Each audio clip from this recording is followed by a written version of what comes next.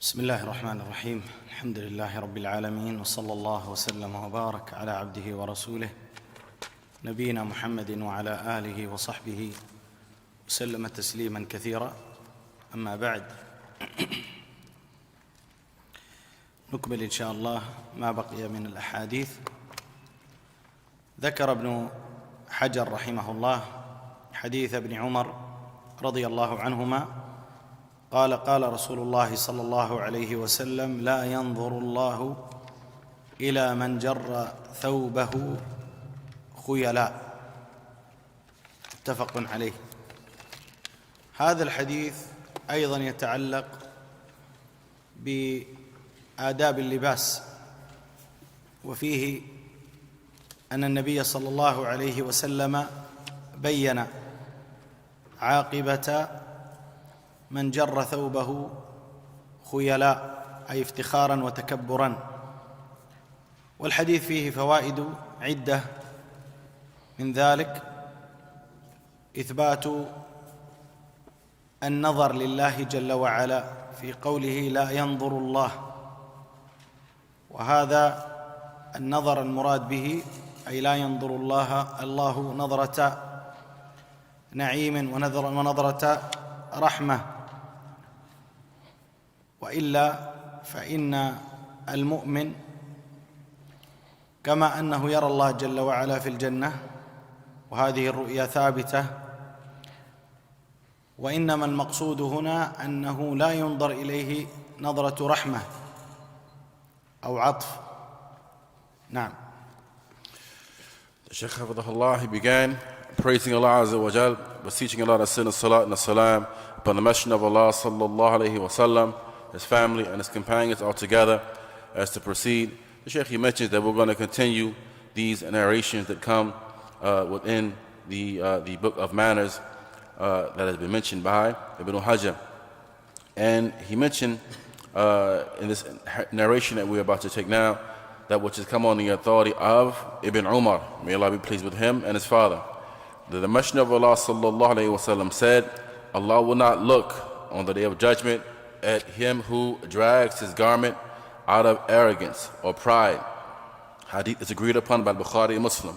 So this narration also, it comes relating to some of the manners of dress.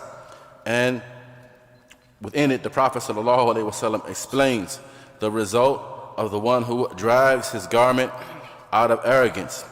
And he says, within the narration there lies a number of benefits. And from those benefits is affirmation of the attribute of a nadar, of looking for Allah subhanahu wa ta'ala.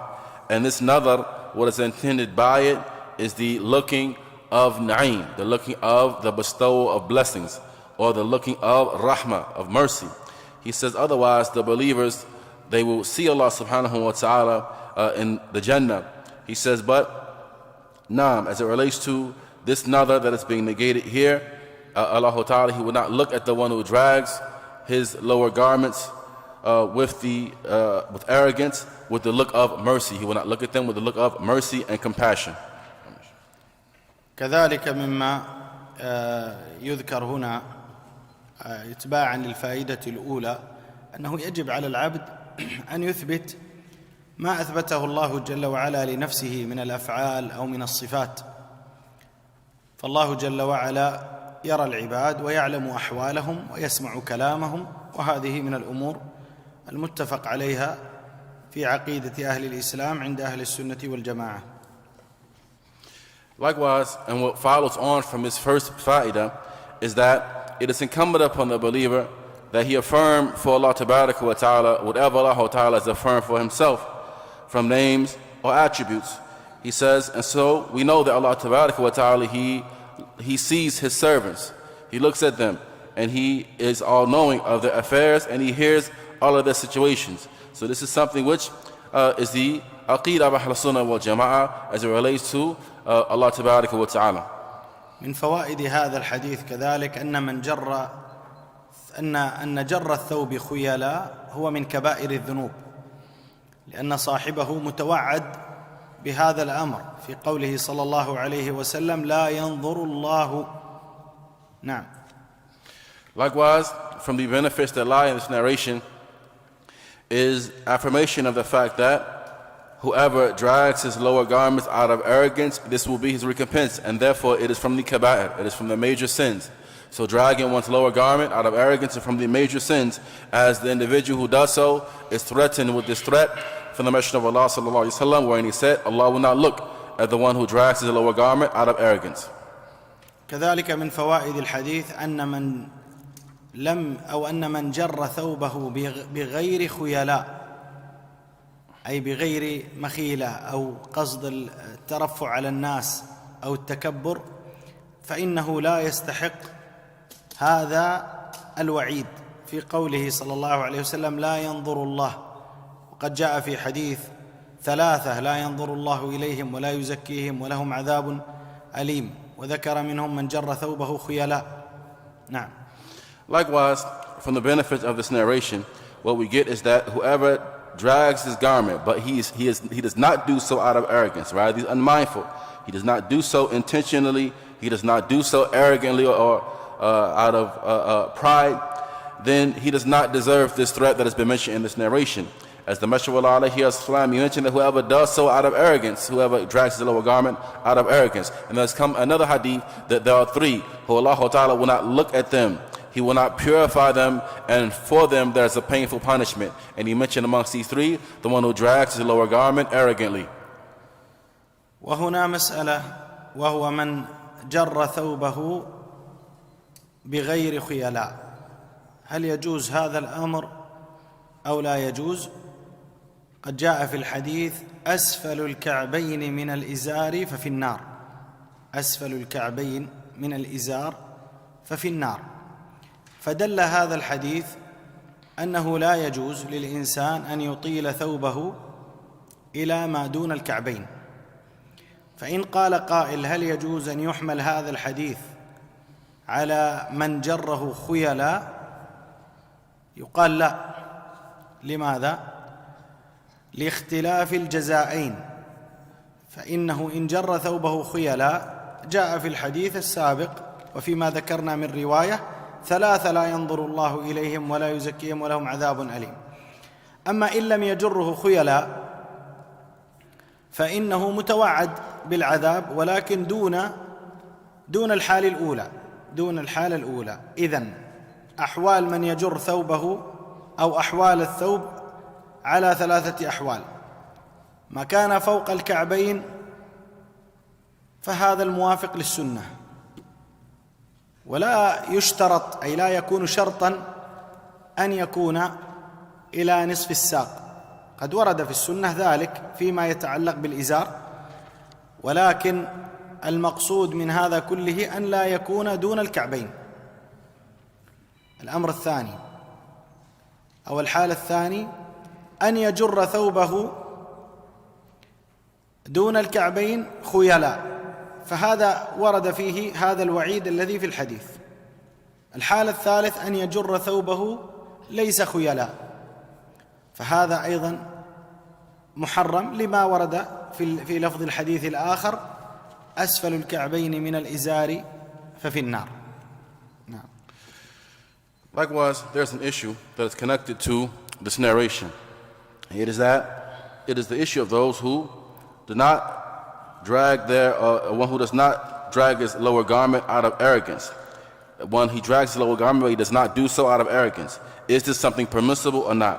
He says it is not permissible, because the Messenger of Allah said, alayhi wasallam, that whatever is below the ankles is in the hellfire, meaning whatever is below the ankles of one's lower garment is in the hellfire. He says, so therefore, it is not permissible for one to allow his lower garment to drag down or hang down below his ankles.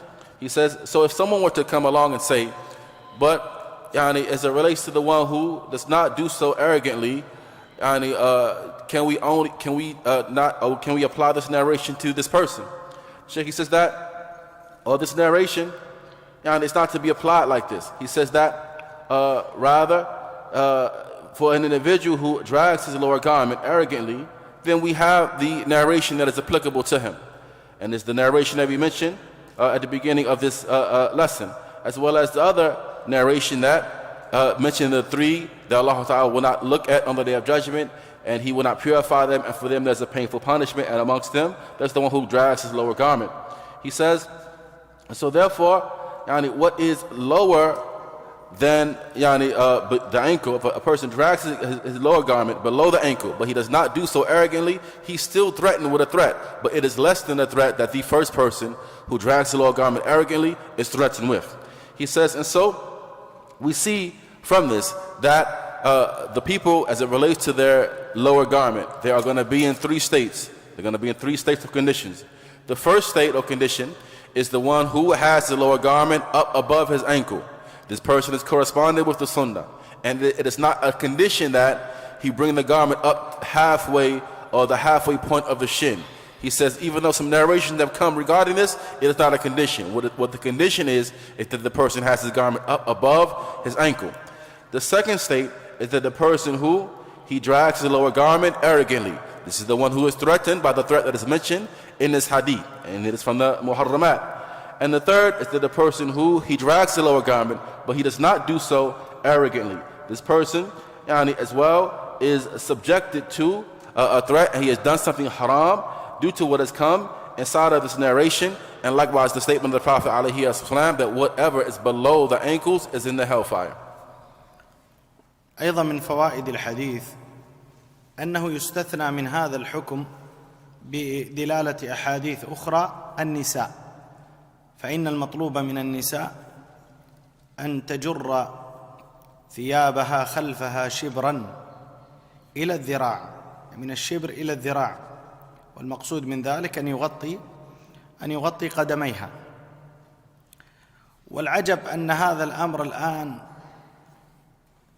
انعكس، فالنساء يرفعن إلى ما فوق الكعبين أو أعلى من ذلك، نسأل الله السلامة والعافية، والرجال البعض منهم يسبل ثيابه. نعم. He says also from that which is the exception to this rule is that which has come by way of indication from some other ahadith is the women.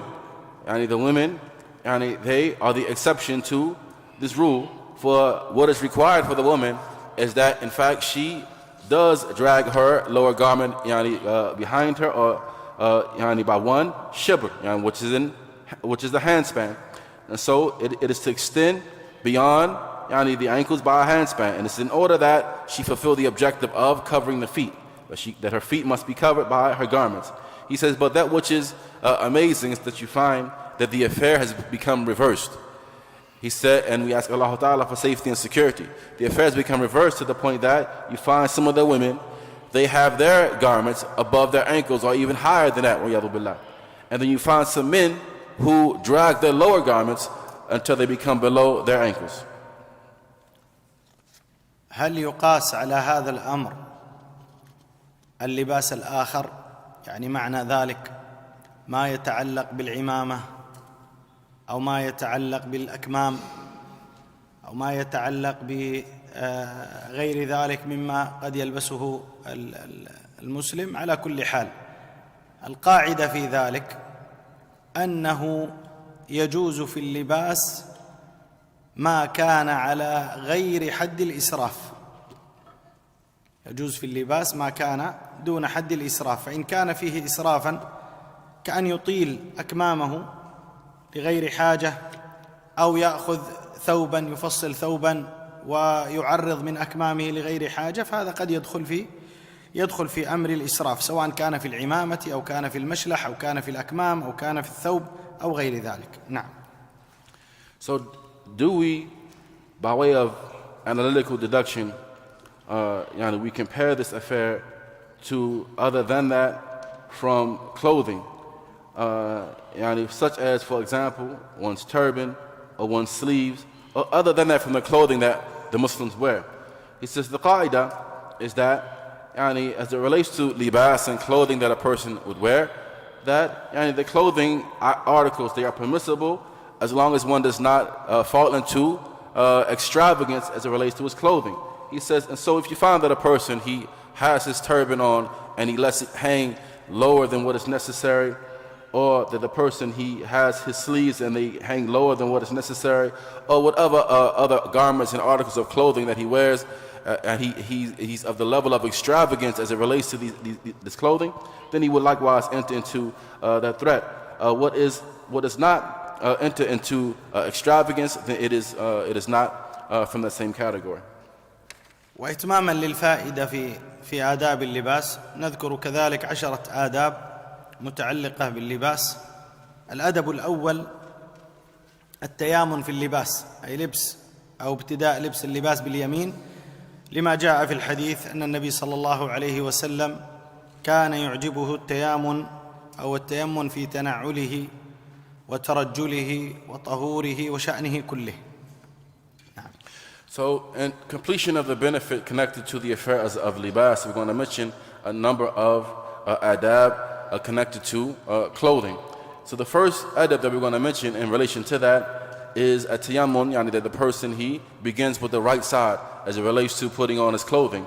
And this is based upon the hadith, the Messenger of Allah sallallahu alaihi wasallam, he used to love beginning with the right side as it relates to putting on his shoes, as it relates to combing his hair, as it relates to putting on his garments, and other than that.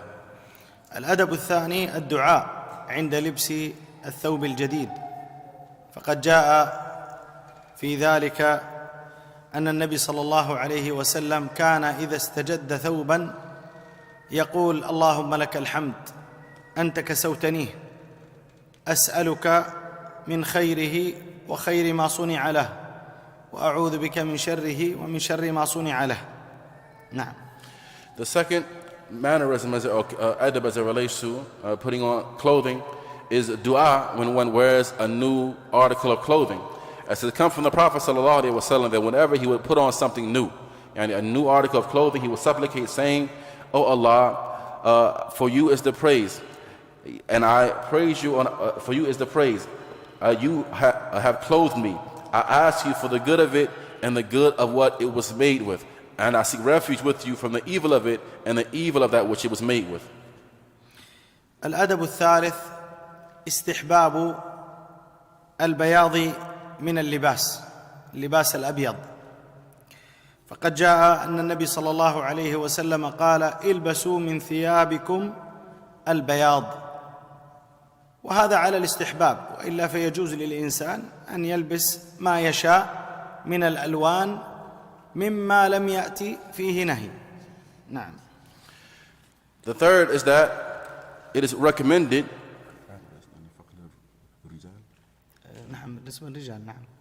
And so the third mannerism in relation to clothing is that it is recommended, and the Sheikh he mentioned for the men to wear white. It is recommended to wear white.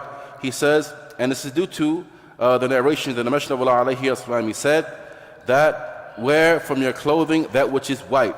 And this is a recommendation only. Otherwise it is permissible for a person to wear whatever he likes to wear of colors.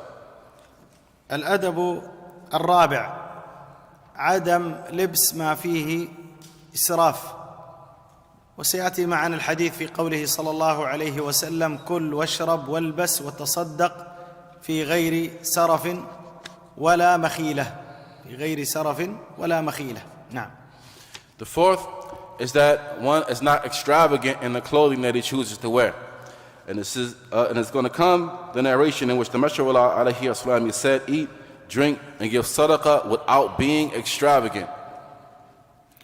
الأدب الخامس الحرص على نظافة الملبس، فقد رأى النبي صلى الله عليه وسلم رجلا في ثيابه من الأوساخ، فقال صلى الله عليه وسلم: أما كان هذا يجد ماء فيغسل به ثوبه، أما كان هذا يجد ماء فيغسل به ثوبه، فدل على استحباب اللباس النظيف. نعم. The fifth is that one must be diligent to have upon himself clean clothing. The Prophet ﷺ, on one occasion, he saw a man having some filth and dirt upon his garments. So he said, is not this man able to find water with which he is able to wash his clothes? He says, so this indicates the recommendation of putting upon yourself clean clothing. الأدب السادس وما جاءت دلالته في الحديث من عدم إطالة اللباس دون الكعبين بالنسبة للرجال. The sixth mannerism is that which is indicated by way of this hadith, and that it is not permissible for a person to have their garments lower than their ankles, and this is something which is specific to the men and not to the women. الأدب السابع عدم لبس الثياب التي تشف العورة أو تظهر العورة، سواء كانت هذه الثياب مجسمة للعورة أو مظهرة لها، كأن يكون الثوب شفافا بحيث يرى الإنسان عورة أخيه، وهذا بالنسبة للرجل وبالنسبة للمرأة، المرأة مع النساء أو الرجل مع الرجال، ولا شك أنه في المرأة أشد، فقد جاء قوله صلى الله عليه وسلم عن صنفين من أهل النار وذكر منهم نساء كاسيات عاريات، ففسر العلماء الكاسية التي تلبس شيئا لكن لا يسترها. نعم. Now, so the seventh is that one must put upon themselves clothing that does not display one's aura. He says whether the clothing is form-fitting and thus describes the shape of one's aura, or it is see-through and you can see through the garment and see one's aura. He says, and this is something which is in respect to the men as well as the women. But without doubt, he said that the men amongst men and women amongst women. Without doubt, amongst the women, it is even more, the prohibition is even more intense. He says, and the Messenger of Allah, he has finally mentioned two categories of people of the hellfire that he had not yet seen. And he mentioned amongst them the kasiyat, ariyat, the women who were clothed but naked at the same time. And the ulama, they have mentioned that the kasiyat, ariyat, those women who, they wear items of clothing, articles of clothing that do not cover them properly. الأدب الثامن أن يلبس الرجل ما يخص الرجال من اللباس، وتلبس المرأة ما يخص النساء من اللباس، لما جاء في الحديث لعن الله المتشبهين من الرجال بالنساء والمتشبهات من النساء بالرجال.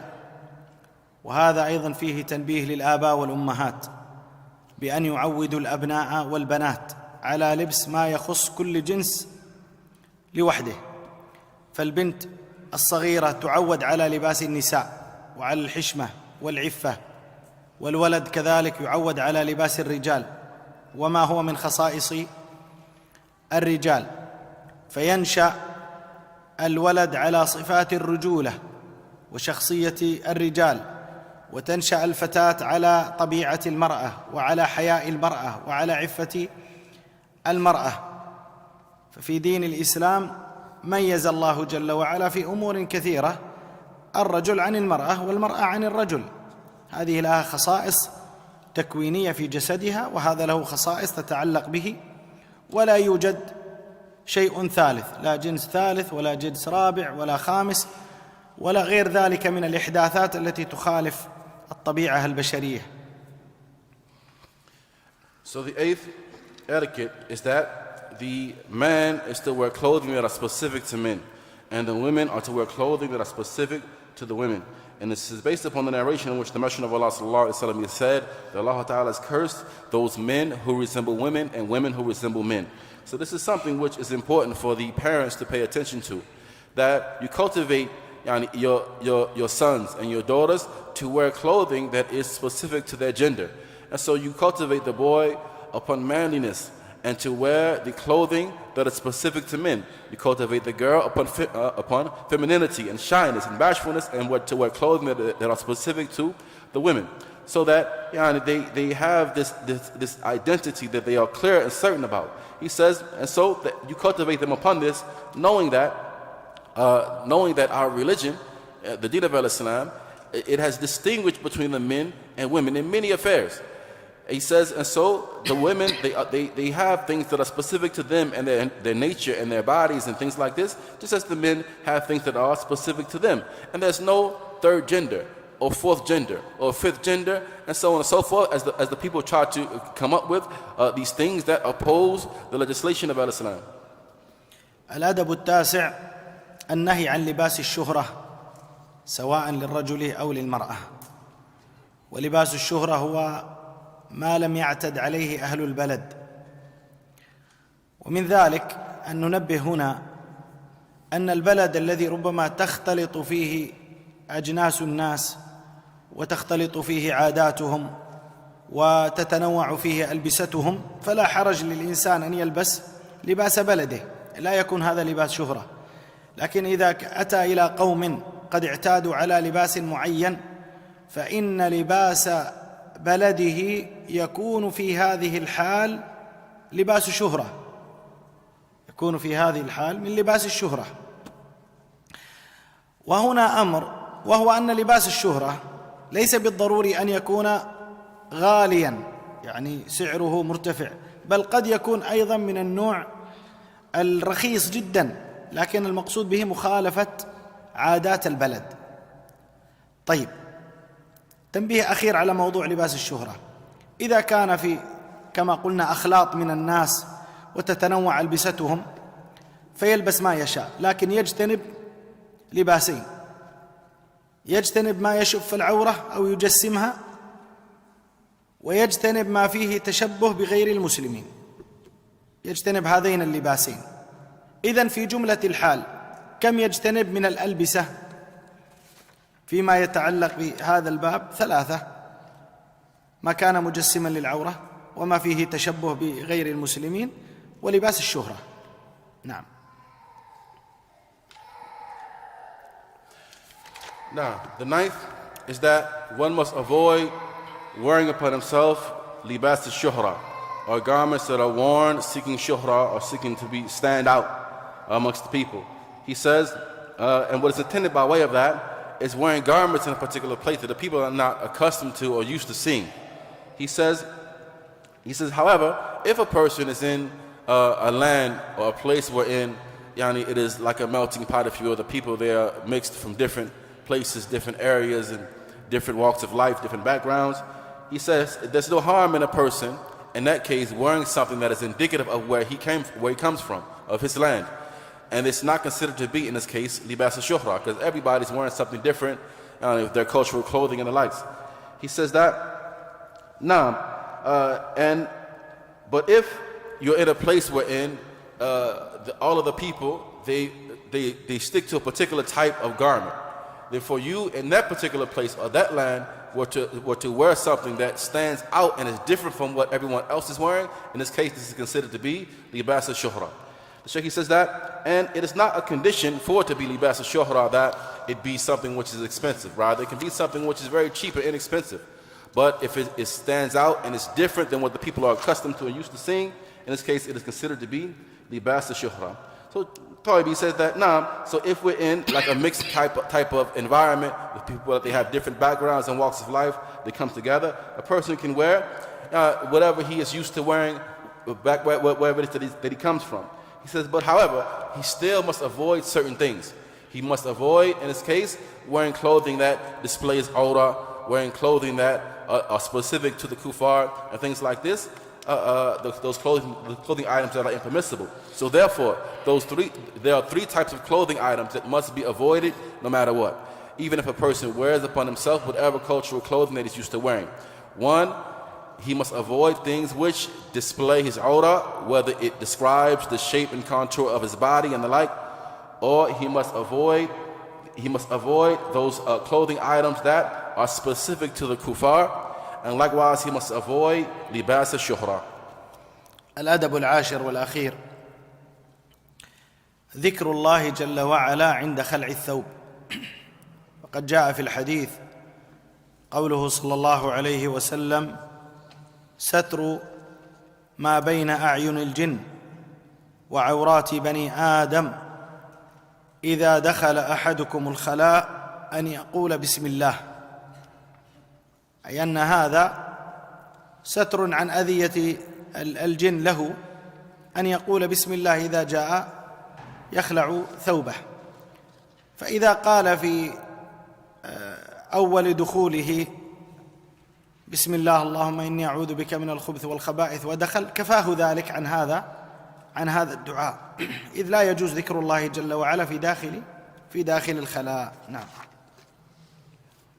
Now, so the last, 10th and final adab, Sheikh mentions is mentioning the name of Allah Tabaraka wa Ta'ala when taking off one's clothing. There's come within the narration in which the Messenger of Allah alayhi wasallam, he said that cover yourself from being seen by the eyes of the jinn and the awra of mankind. He says, and whenever one of you enters the privy, he enters the bathroom area, let him say Bismillah. He says, he mentions that. So therefore, whenever one is taking off his clothing, he should say Bismillah, and this is a means of protection from the eyes of the jinn and the likes. He says, and if a person were to say when going to the bathroom, for example, the dua of entering the bathroom, Bismillah, O Allah, I seek refuge with you from the male and female jinn, then this will suffice it from having to say Bismillah again. He says, but he must be mindful that we do not mention Allah Ta'ala's name or remember Allah while inside of the bathroom. ثم الحديث الذي يليه وهو قوله صلى الله عليه وسلم: إذا أكل أحدكم فليأكل بيمينه وإذا شرب فليشرب بيمينه فإن الشيطان يأكل بشماله ويشرب بشماله. أخرجه مسلم. هذا الحديث أيضا يتعلق بما سبق أن ذكرنا في آداب الطعام، والحديث يدل على فوائد عدة، منها إكرام اليمين، ولذلك يؤكل بها، ولا يجوز للإنسان أن يعترض على ذلك بأن هذه خلقها الله أو هذه خلقها الله كما يقول البعض، فيأكل بيمينه أو يأكل بشماله، فإن هذا مخالفة لهدي النبي صلى الله عليه وسلم. ثم قد ورد أن رجلا أمره النبي عليه الصلاة والسلام أن يأكل بيمينه فقال: لا أستطيع. فقال له النبي صلى الله عليه وسلم: لا استطعت، أي دعاء عليه. فلم يستطع الرجل أن يرفع يده إلى فيه.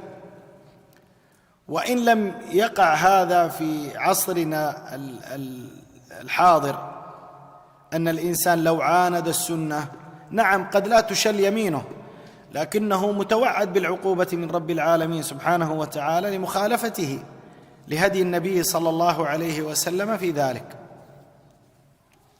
The next narration has come in this book. It comes on the authority of Ibn Umar, may Allah be pleased with him and his father, that he said that the Messenger of Allah sallallahu alaihi wasallam said, when any of you eats, he should eat with his right hand, and when he drinks, he should drink with his right hand, for the devil eats and drinks with his left hand.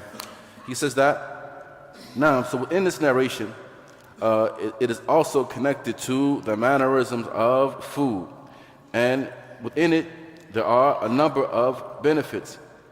And from these benefits is, firstly, it displays the honoring of the right hand.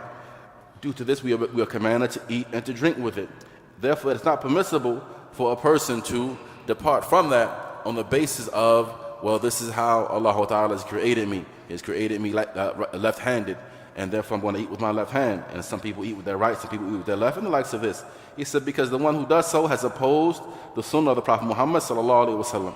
There's come within the narration that there was a man along with the Messenger of Allah alayhi wasallam eating with his left hand. And when the Prophet sallallahu alaihi wasallam commanded him to eat with his right hand, the man said, I'm not able to. So the Prophet alayhi wasallam said, may you not be able to. Meaning he made dua against him.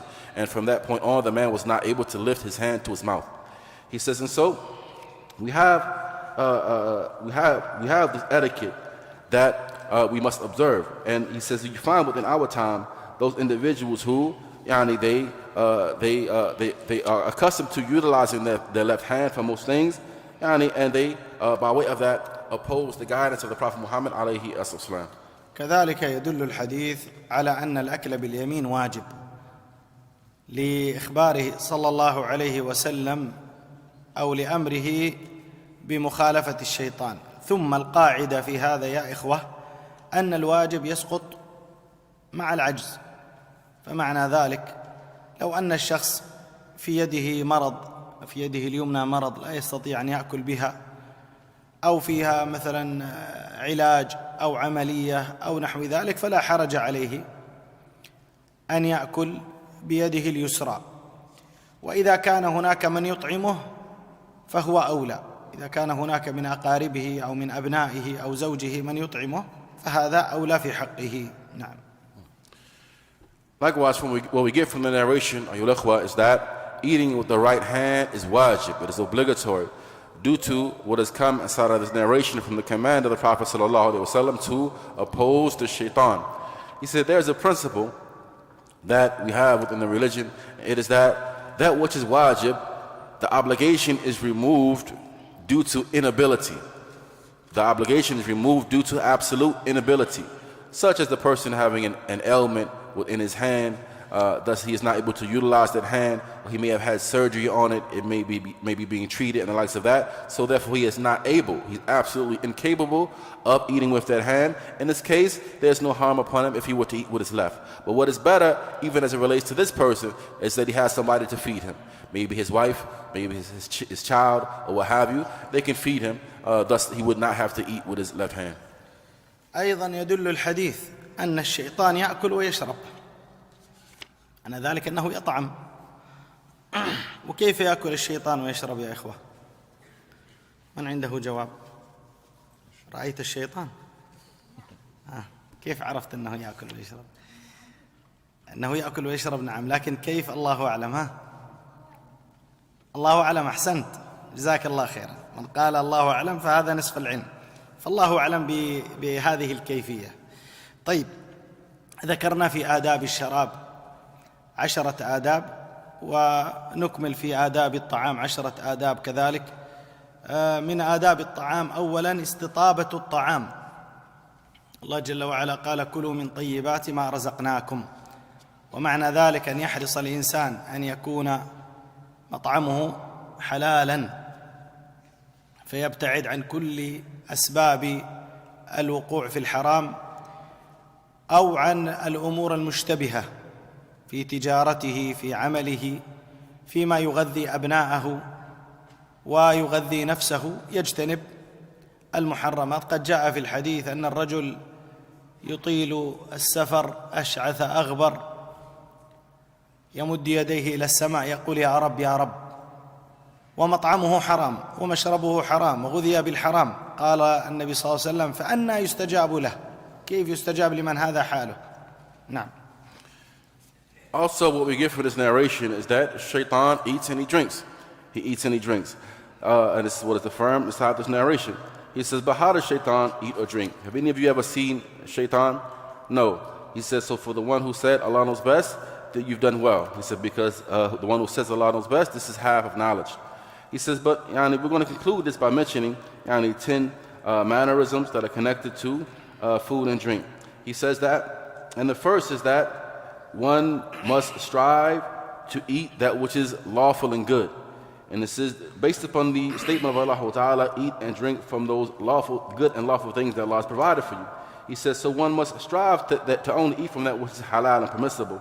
He says, and he must distance himself and stay away from that which is impermissible, and even stay away from that which is doubtful, as it relates to his livelihood, how he earns his living, as it relates to that which he nourishes and provides for his children, that which he nourishes himself upon.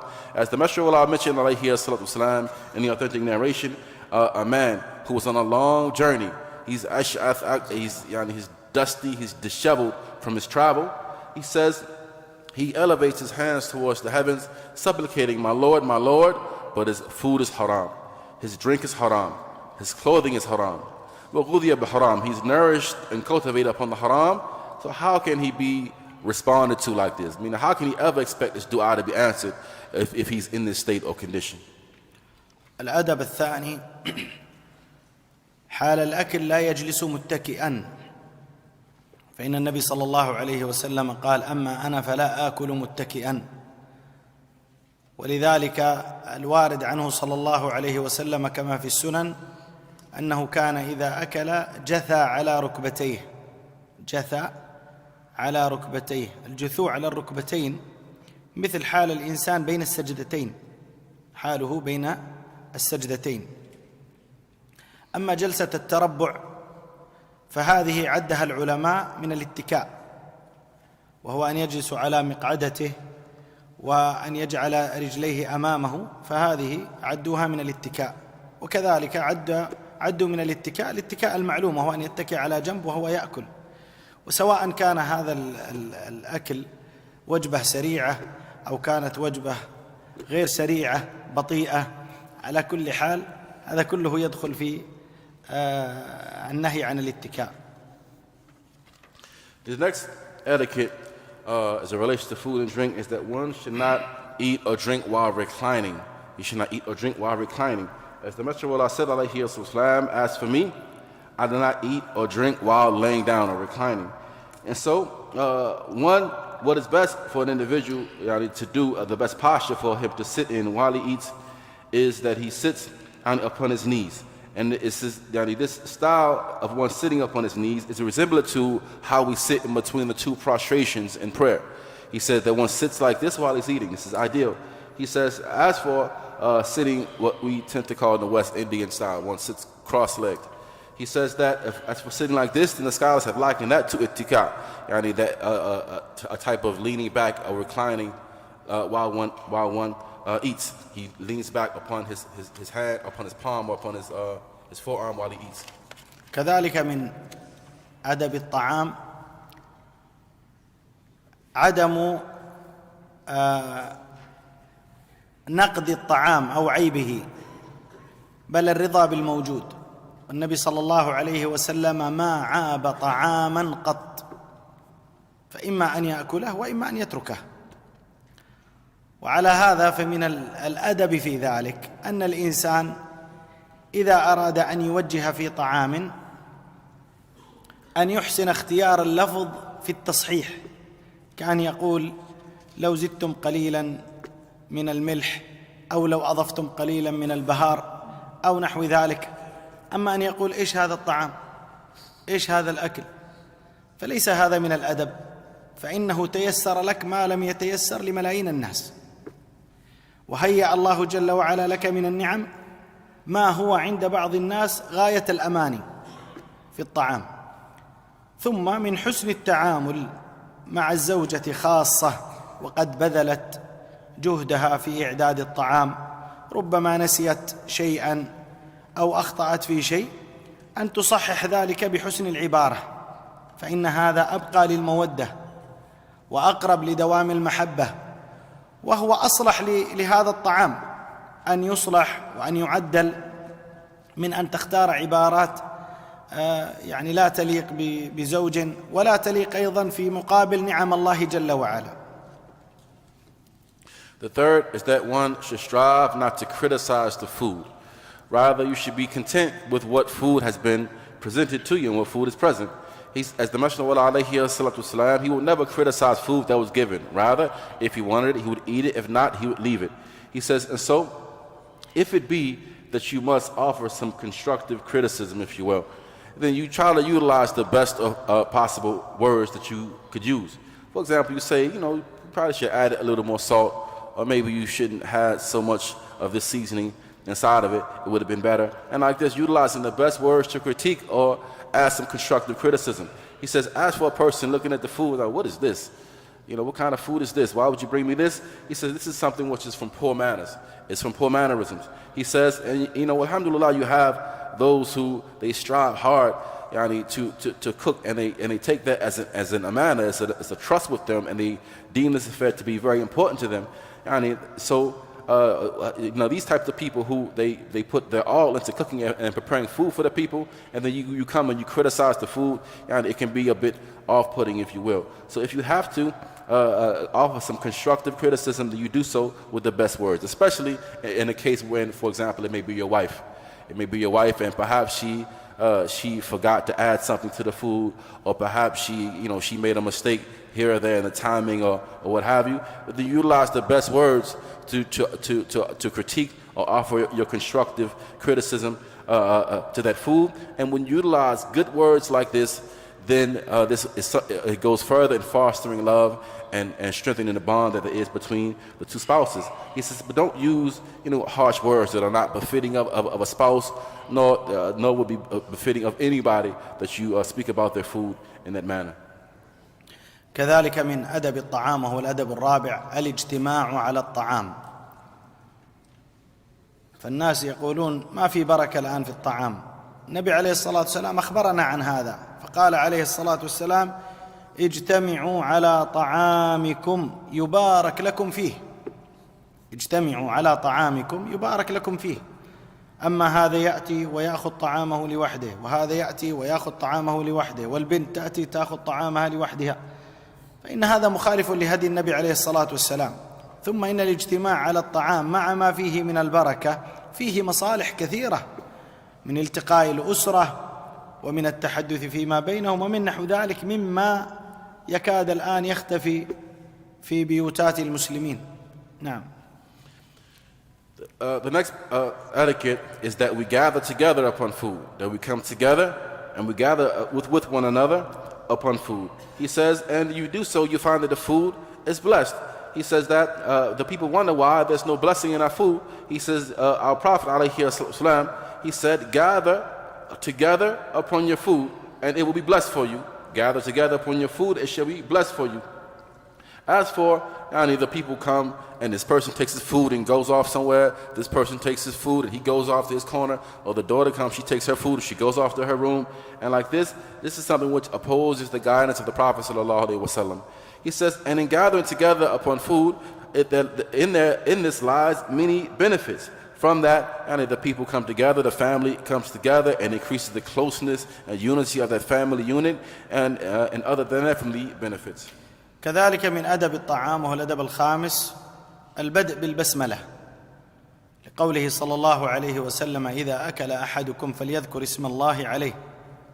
قال بعد ذلك: فإن نسي أن يذكر في أوله فليقل بسم الله أوله وآخره، بسم الله أوله وآخره. فهذا يقال إذا نسي الإنسان البسملة في أول الطعام. نعم.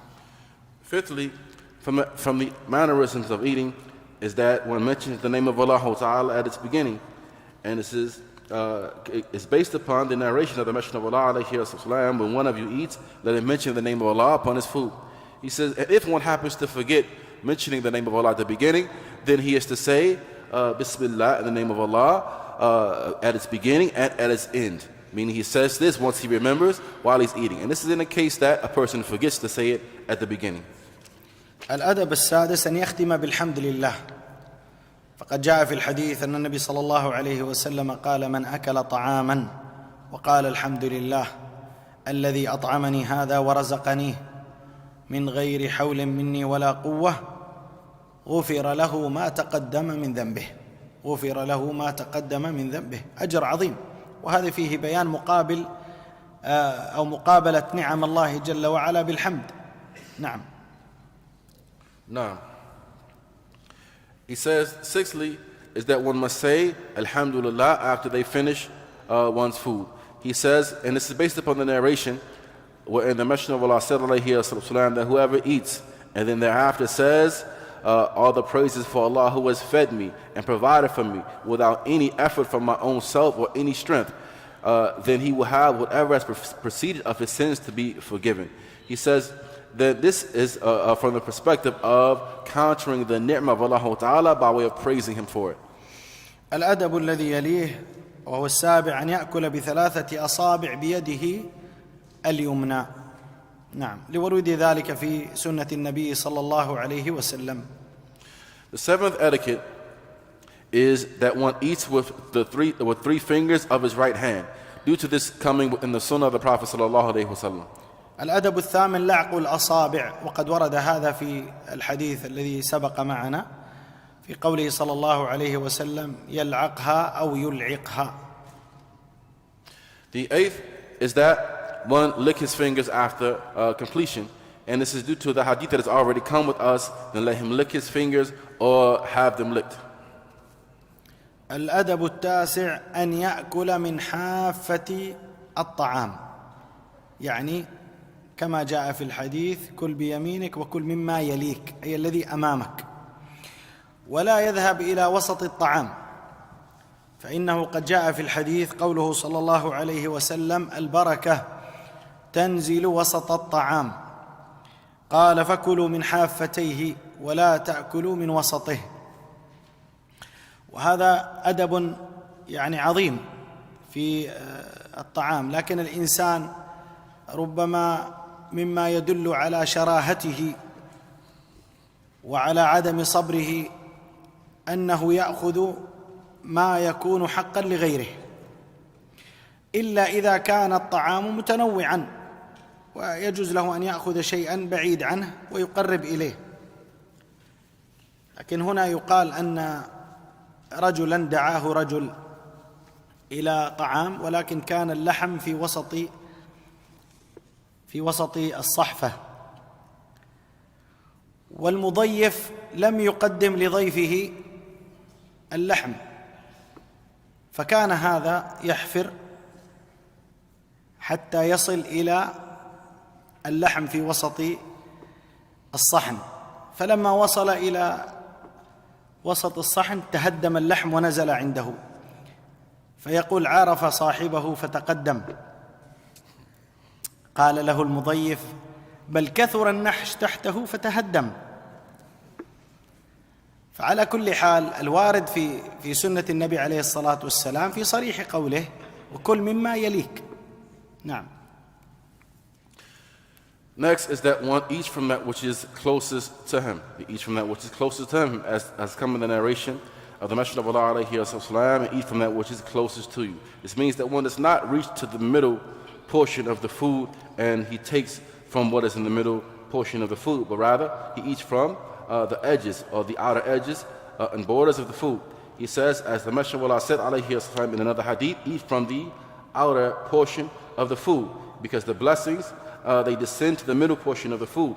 He says, as for what we find from some of the people doing that displays and exemplifies their covetousness over what others have, or their lack of patience, is that a person will reach somewhere else, from some far remote place in the food, and take what belongs to someone else. They may take someone else's right.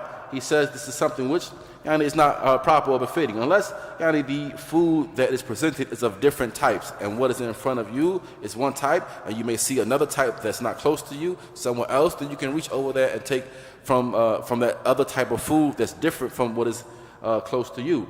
He says, from that which we find that a person there may be some food, and he sees that the meat is in the center portion of the food, and he has some food that is close to him.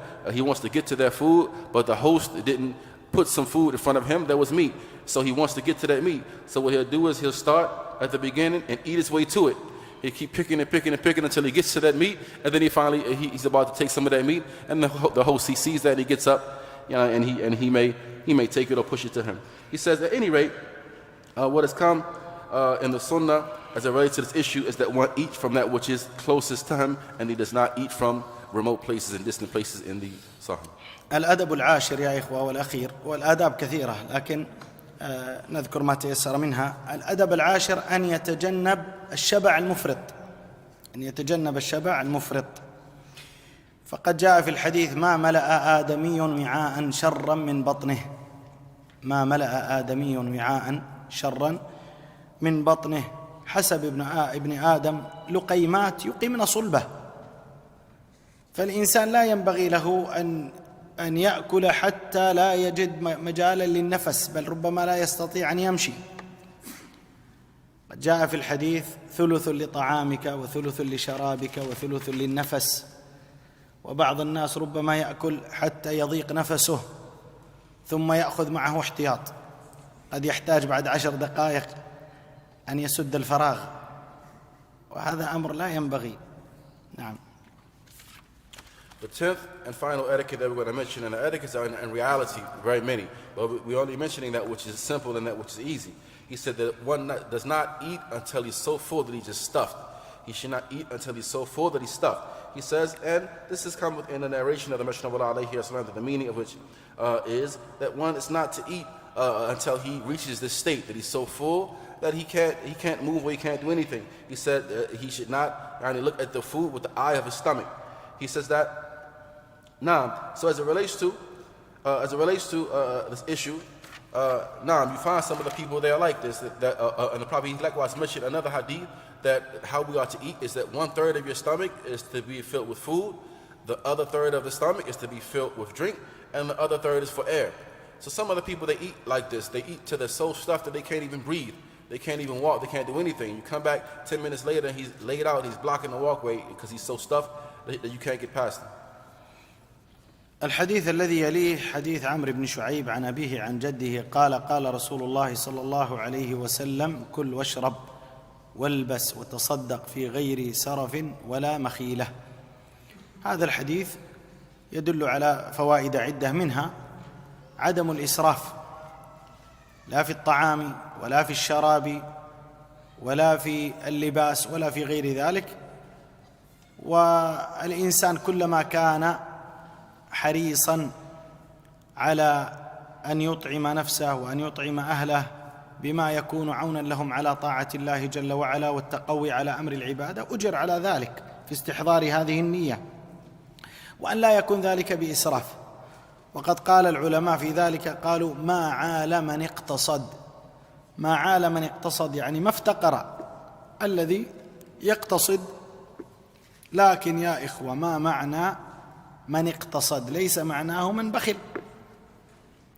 كلا طرفي قصد الأمور ذميم، لا يكون الإنسان مسرفا ولا يكون أيضا بخيلا، بل ينبغي له أن يعرف أن كل نفقة أنفقها على أهله أو على زوجه، على أولاده، على أبويه، فإنه يؤجر على هذه النفقة.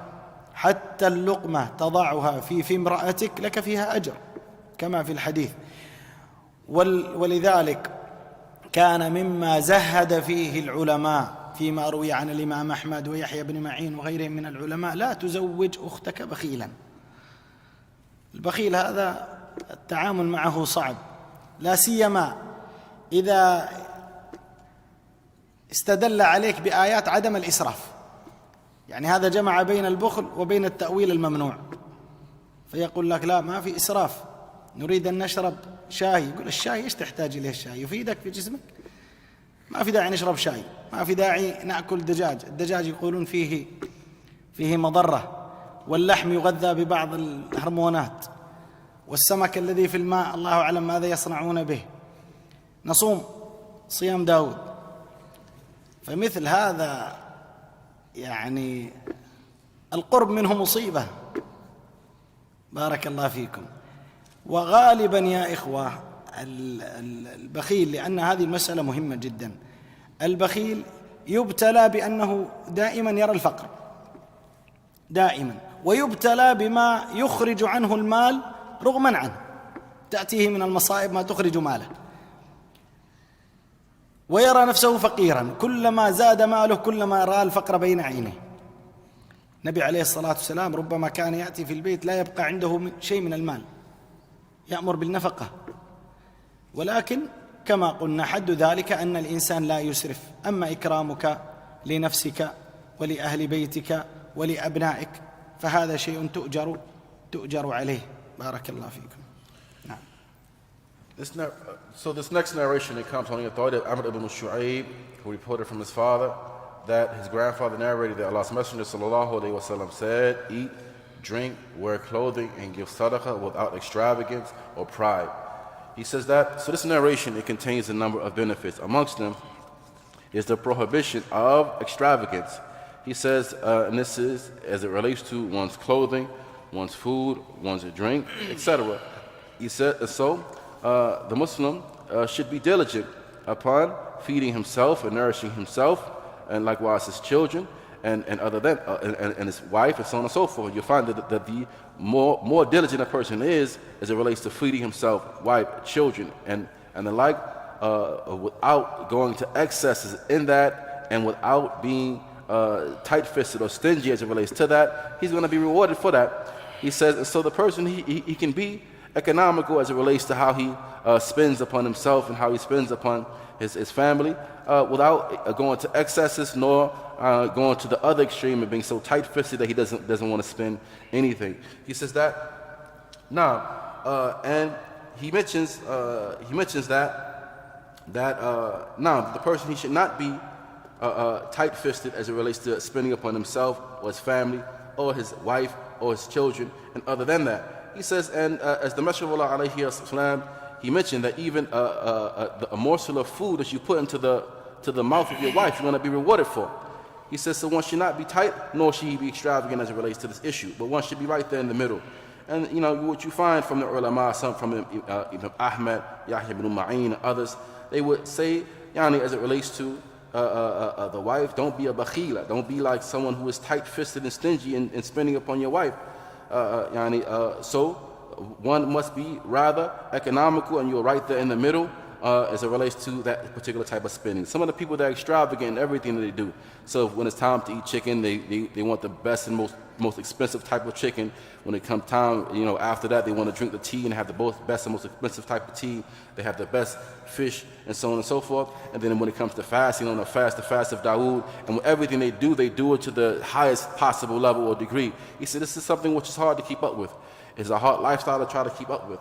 He says, and as the scholars, they would mention, and this is in most cases, they mention that the bakhil, the one who is tight-fisted, on the other hand, his trial, his tribulation comes when it is time for him to spend. When it is time for him to give and to spend from what he has with him. This is a trial for him. It's a calamity for him. He says, and you'll find that in reality, the one who is like this, he's so tight-fisted, he doesn't want to spend. Allah Ta'ala will place poverty right in front of his eyes. He's going to put it right in front of his eyes. So as much as he's trying to avoid it, Allah is going to afflict him with it. It's going to be right there in front of him.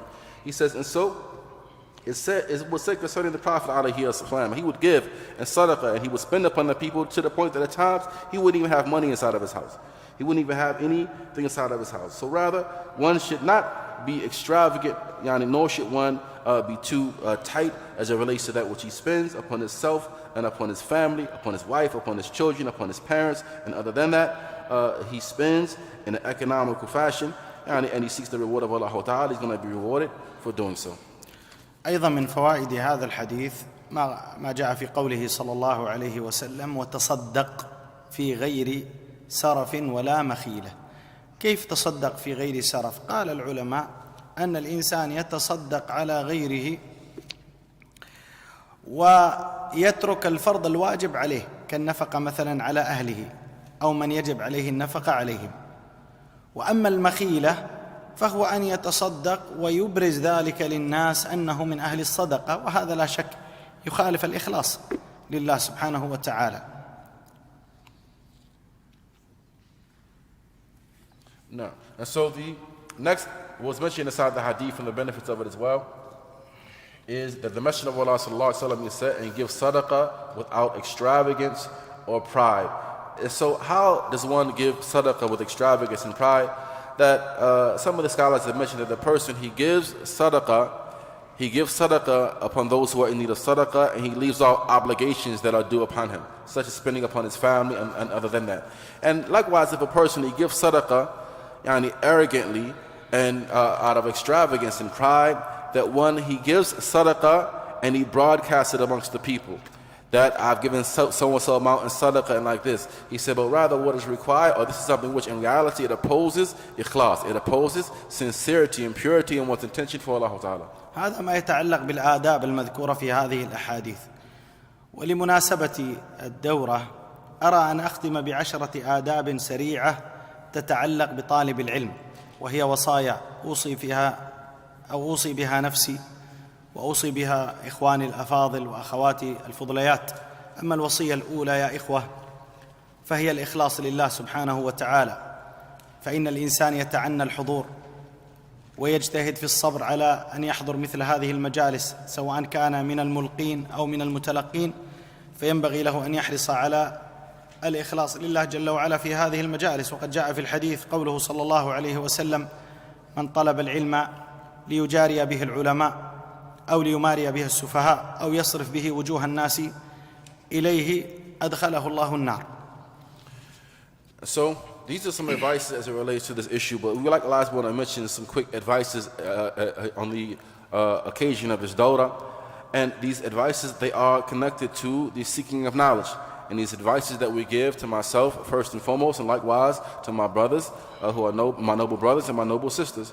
And the first advice as it relates to seeking knowledge is having sincerity for the sake of Allah Ta'ala. He says, and so without doubt you attended this dawrah and you are patient upon seeking knowledge and the pursuit of knowledge.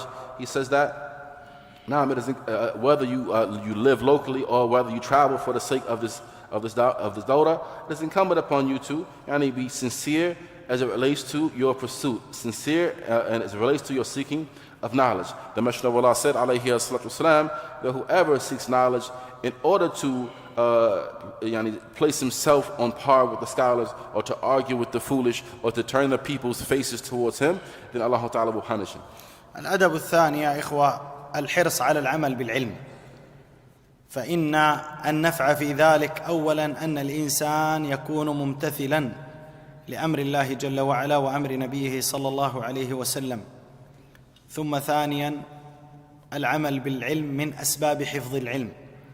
والله جل وعلا لما ذم اليهود قال مثل الذين حملوا التوراة ثم لم يحملوها كمثل الحمار يحمل أسفارا، وأول من تسعر بهم النار عالم يقول يا ربي طلبت العلم فيه، قال إنما طلبت العلم ليقال عالم وقد قيل، ثم يؤمر به فيسحب في نار جهنم. The next is that one is diligent upon acting upon their knowledge. He says, now that one must first act upon the knowledge which they have acquired. He says, and this is now that which is incumbent upon the seeker of knowledge, that he adheres to the command of Allah Tabaraka wa Ta'ala and that of His Messenger. And likewise, the fact it is due to the fact that acting upon one's knowledge is from the means of preservation of that knowledge. He says, now and Allah Ta'ala, He has criticized the people of the book for leaving off this very same affair. As Allah Ta'ala, He said concerning the people of the book, or the Jews specifically, that those who did not act on their knowledge, He resembled them to a donkey that carries large burdens of books upon its back. He says, and so we know as well that the first of those to be called to account on the Day of Judgment is the scholar himself, the one who acquired knowledge and did not act upon it. And it's going to be said to him, what did you do about that knowledge? He's going to say, I learned knowledge and I did it for your sake. Allah Ta'ala will tell him that he has lied. He will order that this man be dragged upon his face until he's thrown into the hellfire. الأدب الثالث والوصية الثالثة هي اغتنام الأوقات، فإن وقت الإنسان هو عمره، فإذا ضاع عليه فيما لا ينفع فإنه يتحسر عليه. ولذلك مما يسأل عنه العبد يوم القيامة أن يسأل عن عمره ماذا عمل به وفيما أضاعه. نعم. The next advice is as it relates to the preservation of one's time. The preservation of one's time, because your time is your life. It's coming out of your life. He says, and so we should not waste our time. And if you waste and squander that time, then it will not bring about any benefit. It is known that on the Day of Judgment, the person is going to be asked about his lifespan and what he did with it, how did he utilize it. نعم. الأدب الرابع يا إخوة الصبر، والصبر أمر ملازم لكل عبادة، ومن ذلك العلم، فإن الإنسان إن لم يصبر على العلم لن يحصل شيئا. إذا كان كثير التنقل كثير التملل فإنه لا يمكن أن يكتسب من العلوم ولا أن يأخذ من الفنون، بل يضيع عليه العمر وهو بعيد عن تحصيل العلم الشرعي، وهو مأجور على صبره وعلى انتظاره وعلى حبسه لنفسه في كل ذلك. نعم. The fourth advice is to have patience. This patience is something which is binding and obligatory in all acts of worship, and from that is the pursuit of knowledge. He says that, and so if the person who's striving to attain knowledge is not patient upon that pursuit, he's not going to attain it. He's not patient upon his pursuit of knowledge. He's not going to attain anything from knowledge, nor anything from the sciences of the religion. He says, but rather one must be patient with the process, patient in terms of how he takes knowledge. He must be patient in terms of how he learns his knowledge. And if a person is patient upon all of that, he's going to be rewarded for his patience and rewarded for what he has pursued. الوصية الخامسة وهو الأدب الخامس الحرص على الضبط والإتقان، وهذا أيضا متفرع عن حسن الاستماع وحضور القلب والذهن. فإن الإنسان إذا حضر بمجرد الحضور بجسده دون الحضور بانتباهه ويقظته فإنه لن يحصل شيئا. فلذلك إذا استمع استماعا جيدا ووعى ما استمع له وضبط ذلك وأتقنه، فإن هذا مما يعينه على بقاء العلم ومما يعينه على حفظ العلم. نعم. Fifthly, we advise with having diligence upon your accuracy, having diligence upon accuracy in what you learn. He says, and this is by way of having excellence in your listening and your presence of heart and presence of mind.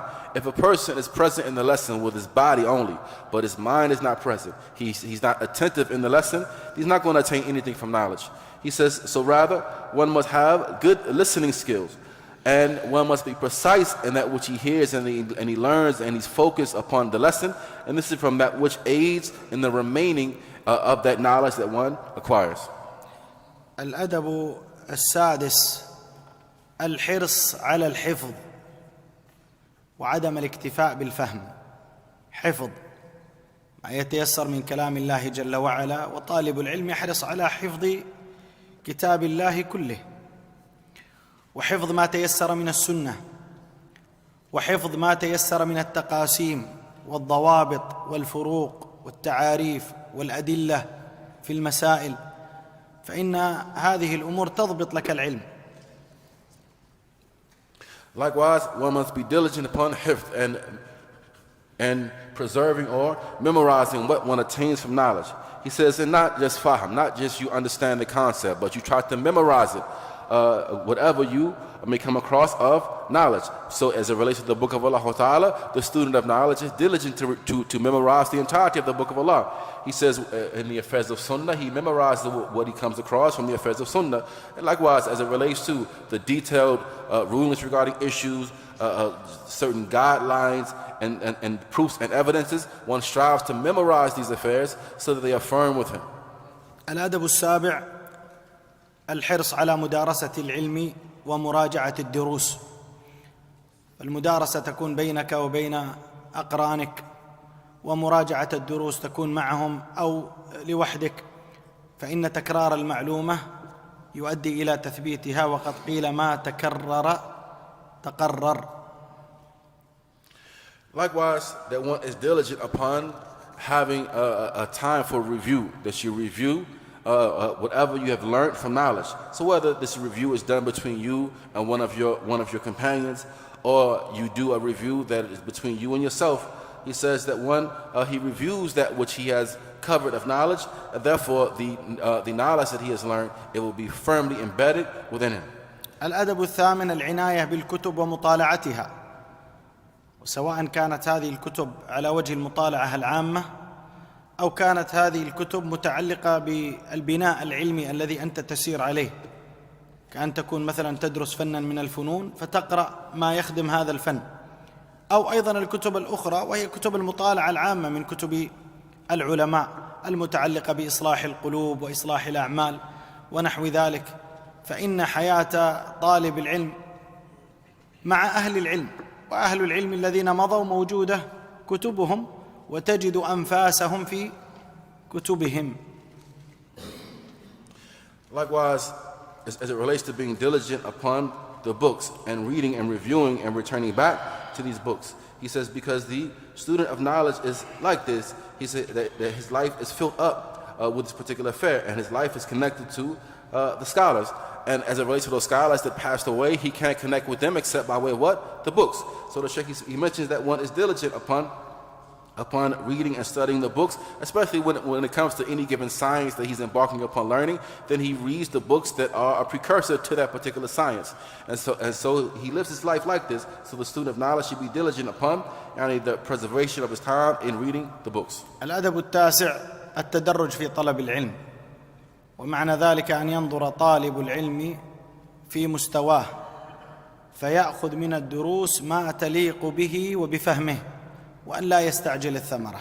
ثم إن طلب العلم هو مشروع حياة، طلب العلم مشروع حياة يبدأ من أول طلبك للعلم وينتهي بمفارقتك للدنيا، فليس هناك مدة محددة أو زمن محدد يقف به الإنسان عن طلب العلم، وقد قيل مع المحبرة إلى المقبرة. نعم. Now, and so next is gradualness as it relates to one's pursuit and seeking knowledge. So this knowledge, it is attained in levels. So one must learn what is upon his particular level of understanding, and then he moves to the next level, so that the benefit in his knowledge is not lost. He says, but rather he seeks knowledge on a gradual level, and this is how the life of the student of knowledge is. And it is not, and it is the case that he seeks knowledge, all the way up until the time that he leaves this dunya. He said, from the time that he begins pursuing knowledge until the time that he leaves the dunya. It is not the case that he seeks knowledge for a short amount of time and that's it.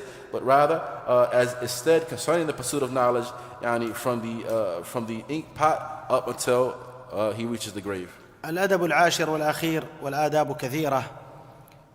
الحرص على الرفيق الصالح الذي يساندك ويساعدك في طلبك للعلم، والابتعاد عن رفيق السوء الذي إذا نسيت لم يذكرك، وإذا ذكرت لم يعنك، بل إنه يصرفك عن العلم ويصرفك عن الخير. احرص على النشيط، احرص على ذي الهمة. وقد قيل: إياك ورفيق السوء فإن الطبيعة نقالة، وإن الطباع سراقة، أي ستأخذ منه من طبيعته ومن أخلاقه السيئة. نعم. The tenth and final advice, and the advices in this regard are many, is that one is diligent upon having a righteous companion in your pursuit of knowledge, and you be diligent upon distancing yourself from the evil companion as it relates to this. So you have a righteous companion who he will aid you and assist you upon your pursuit of knowledge, staying away from the evil companion who, if you forget, he's not going to remind you, and if he does say anything to you, he's going to try to shame you, and the likes of this. He says that rather one pursues a companion who has high ambition. He is driven and he is focused in terms of the pursuit of knowledge, and you not associate yourself with those people who will distract you from this path, and they will harm you and hinder you in your pursuit upon knowledge. طيب يا إخوة، سنأخذ 3 أسئلة فقط، الأسئلة كثيرة. ما حكم إسبال الثوب خوفا من البرد؟ هذا نوصيه بأن يشتري شرابا ويلبسه، فإنه أوقى له وأفضل من أن يسبل ثوبه. نعم. So we're going to take 3 of these questions. The questions, there are many. For the first question is said, what is the ruling of isbal of one's lower garment out of fear of the cold? The Sheikh said, we advise you to wear some socks and raise your lower garment. He says, but rather one does not lower his garment with this type of excuse. يقول السائل: هناك بعض البيوت فيها مغاسل خاصة باليدين والوضوء غير بيت الخلاء، هل يجوز في أماكن المغاسل هذه أن يذكر اسم الله؟ نعم يجوز ذلك، لأن المنهي عنه في الخلاء. نعم. So the question mentions that in some houses they have this a place of washing one's hands and the likes of this that's separate from the khala, separate from the actual bathroom. In a place like this that is separate, is it permissible to mention the name of Allah Ta'ala? The Shaykh mentions yes, it's permissible to mention Allah's name in a place like this. هذا يسأل عن النفقة على المرأة الحامل، هل الأمر واجب بالنسبة للحمل واحتياجات الحمل على الزوج أم على الزوجة؟ لا، على الزوج. هذا من النفقة الواجبة، هذه زوجته وذاك ولده، فيجب عليه النفقة عليهما. So the Shaykh, he mentions that this question that if a woman is pregnant, is the spending upon the woman in this case obligatory upon the woman herself, or is it obligatory upon the husband? He says obligatory upon the husband. That's his wife and that's his child. That's within her. So spending in this case is binding and obligatory upon the husband.